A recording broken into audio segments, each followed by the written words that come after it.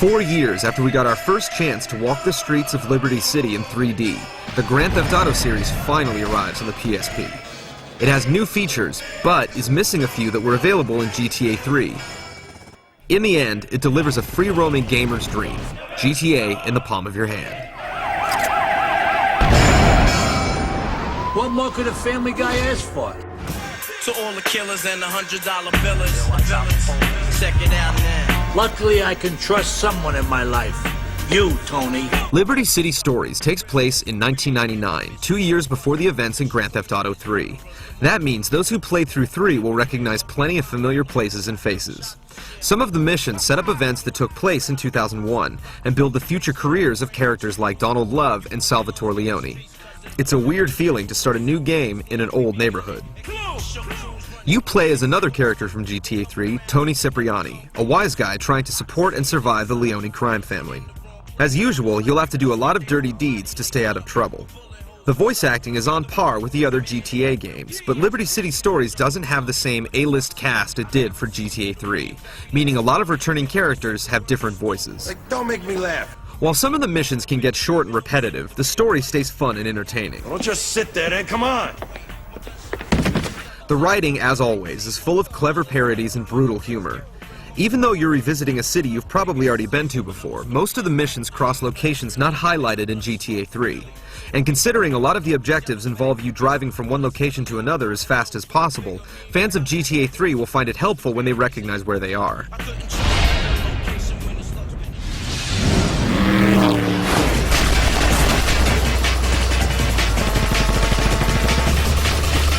At first, Liberty City Stories feels like a handheld port of Grand Theft Auto 3.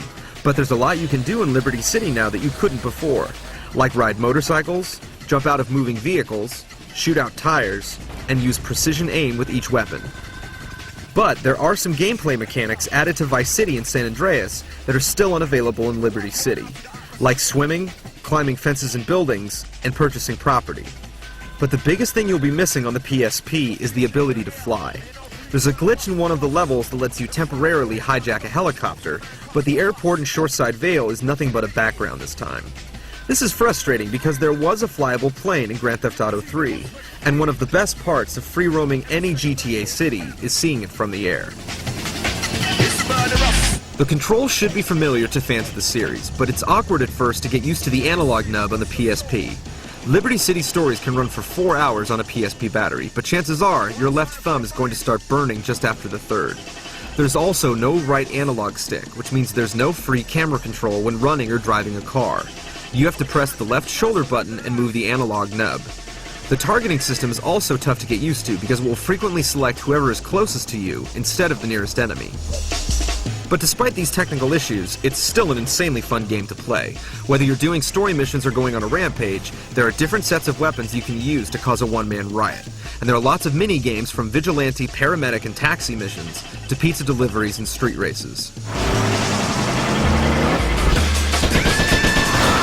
But what makes Liberty City Stories unlike any GTA before it is the surprising addition of 7 multiplayer games. Completing single-player missions award you with costumes you can get dressed up in to destroy your friends online.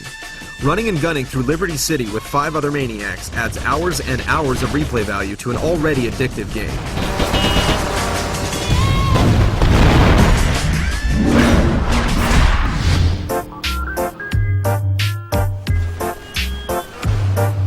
The entire map from Liberty City has returned, minus a few locations that are under construction. There are 3 islands, each separated by a brief loading screen. For cramming as much as Rockstar did into Liberty City's UMD, the loading times are very impressive. Compared to other PSP titles, you'll only wait about half the time to jump into the action.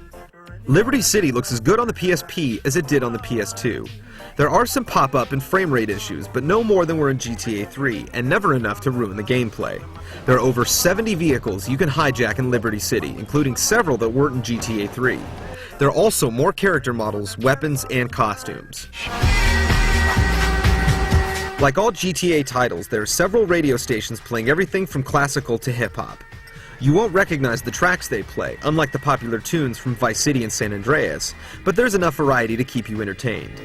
The PSP version of GTA also has the custom soundtrack functionality first featured in San Andreas for the Xbox. But it's only available by downloading a third-party application from Rockstar, rather than using your music folder. This means you're required to take tracks directly from a CD, instead of just using the MP3s already on your PSP.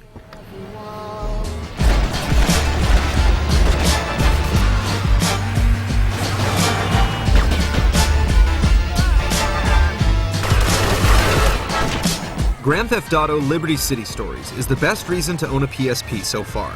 It's much more than just a port of one of the best games of all time. It's a fresh installment in the GTA franchise that fans of the series can't afford to miss. It can be difficult to get used to the modified controls, and it's missing some gameplay upgrades developed for Vice City and San Andreas. But Liberty City Stories is still as revolutionary on the PSP as GTA 3 was on the PS2. Whatever you say, tough guy.